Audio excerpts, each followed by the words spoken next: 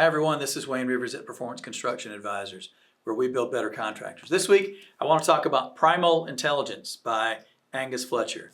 One of the problems with me going to my peer group meetings is it costs money. And I don't mean the travel and the lodging and all that. I mean, the peer group says, Wayne, you got to read this. And I end up spending $200 or $300 per peer group meeting on new books. So I'm going to inflict this one on you today. This is a great book. Very difficult to read. It's not because he's not a good writer. Fletcher's a fine writer. This book came out in 25, by the way. It's just that this is more than one book. This is at least 3 books, maybe more.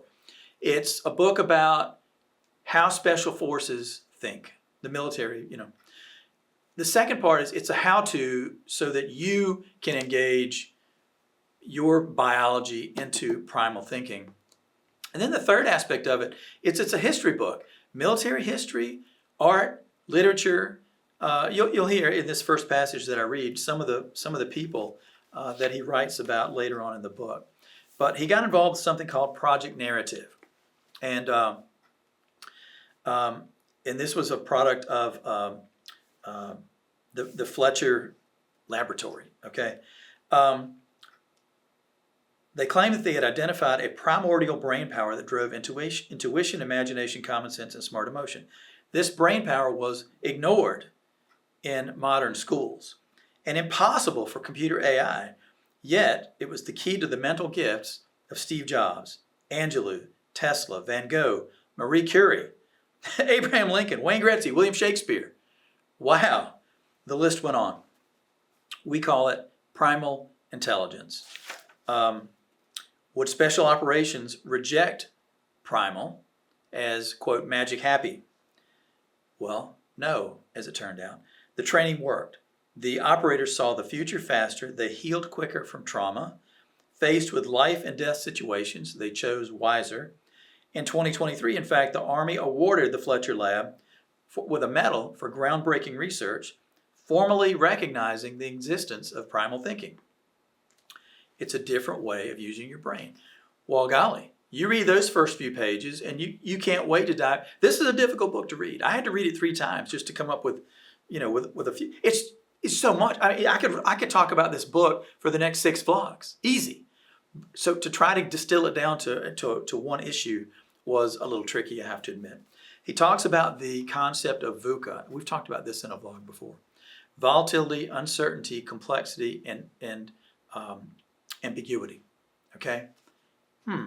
Where have you experienced VUCA before? Well, in business, it's that you don't have people trying to eliminate you in business necessarily, but volatility, uncertainty, complexity, and ambiguity, that describes the construction industry, does it not? So dealing with VUCA is potentially just important to those of us in construction as it would be to a special operator. Okay. My theory, Angus Fletcher here, is that the modern world is incorrectly defined intelligence. Intelligence is almost universally defined as logic. Logic is used in casual conversation to refer to any method of thinking that makes sense to a reasonable person.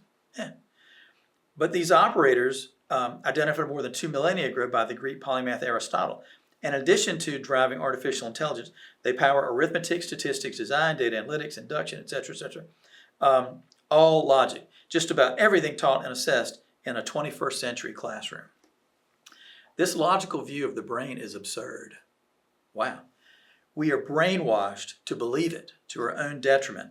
Logic requires data, and in life, data is almost always in short supply.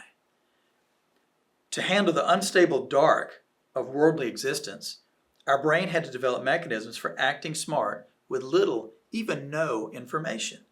Otherwise, intelligence would have been as useful as an empty spreadsheet. The brain has non-logical intelligence that is not arbitrary.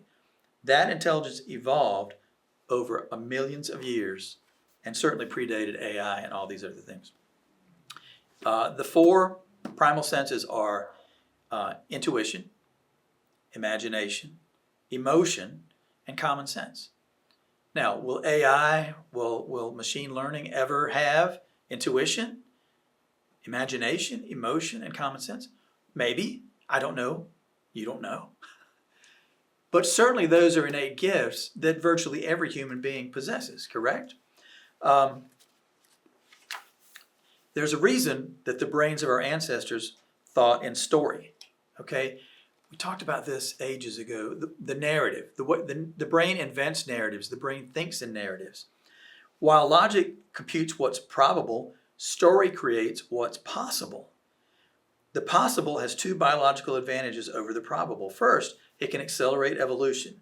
Instead of sticking cautiously to what worked yesterday, it can leap into the future, grabbing opportunity. Second, it can act with initiative in uncertainty. It doesn't need lots of reliable data. It can operate with slender information, adapting to hazy environments that glitch computers. While logic is infallible at math problems, story can thus outperform it in life problems. It can drive innovation, resilience, and common sense decision making. Story is the big difference. And ironically, story is the baseline for primal thinking. It's not logic. It's not learning the lessons of some famous general from long ago. It's the four things: intuition, imagination, emotion, and common sense. Okay. Fletcher dug deep into planning, and I love this part, and I think it applies to so many of our members as they think about their own long-term strategic plans. In the Army, the secret is known as planner, not the plan. It's a reference to a quote from Dwight Eisenhower. Here's the quote. Plans are worthless, but planning is everything. I read that quote in another vlog ages ago, and I really did not understand it. I do now. I'll come to that in a minute. Plans are worthless, but planning is everything. The very definition of emergency is that which is unexpected. Therefore, it's not going to happen the way you're planning. So the first thing you do is take all the plans off the top shelf and throw them out the window. And start once more. But if you haven't been planning, you can't start to work, intelligently at least. Don't plan in order to make plans. Plan in order to get better at planning, so that when something unexpected happens, you can create the plan the situation requires. The military refers to this as planner, not the plan. And I wish I'd been that articulate and that clever. I've always said that the main purpose of doing strategic planning in your organization is not the end product. It's not the paper you produce or the graphs or the charts or the posters. It's none of that. It's getting the best brains in your organization together. And I said it in 100 words. And what I should have said is planner, train the planner, not the plan. Because if you have a group of planners, if your organization is built of people who try to foresee the future, try to envision the future, and they get good at planning, they develop those planning muscles, it's going to benefit every aspect of the organization from the very top to the very bottom. Planner, not the plan. It's so concise and articulate. He says that the key to any mission, business mission, military mission, is why. Dennis talked about that when he reviewed the book by Simon Sinek, Why. And to us, why is defined in an organization by mission and purpose. If you don't have your mission and purpose genuinely defined in your organization, you can't always answer very accurately the question why. And the reason you want that is because your people in their hearts want to know the why. If they know the why, they can figure out the how to. But they need to know the why. What's the objective? What are we here for? Why do we exist? All part of the why. Okay, now venturing into some more dangerous territory. Fletcher talks about cautious leadership, and he's not very sparing when he talks about it. Caution isn't leading, the operators tell me bluntly, it's following. I'm not on board with that statement. He thinks that cautious leadership is wise leadership. The operators say they don't want cautious leaders. Cautious leaders mortgage the future. They kill your tomorrow by safeguarding your today. When recruits spotted a threat, they usually acted on it. When they spotted an opportunity, they almost never did. The recruits reacted faster to threats than opportunities, he asked? Yes, much faster. They responded to threats immediately, but when they saw opportunities, they hesitated. In fact, they hesitated so long that they usually didn't act until the opportunity had passed. Why? He asked. What was stopping them? They got cautious, but why? The most common explanation they provided in after-action reviews, what they were thinking critically. And by thinking critically, they convinced themselves that the opportunity was too good to be true. Now I understand. Critical thinking comes from logic, which doubts anything not proven by data. Since new opportunities have no track record, they're discounted. It makes you feel like you're being safer. the operators observe. But really, it's a fatal error. By pausing for more intel instead of seizing opportunity, you deprive your team of a foothold in tomorrow, dooming them to die when the time ticks on. That's why we call it mortgaging the future. That is a brutal critique of cautious leadership. And I have to say, among our members, they're not reckless, but so many of them are the opposite of cautious. I mean, they're the true definition of entrepreneurs. Farther in the organization, perhaps, though, you might have cautious leaders, and a passage like that could help. All right, in conclusion, that's where our tomorrow doesn't lie in design. It lies, as Darwin saw, in the asymmetrical conflicts of biological evolution. That's why our tomorrow doesn't lie in management. It lies in leaders with vision.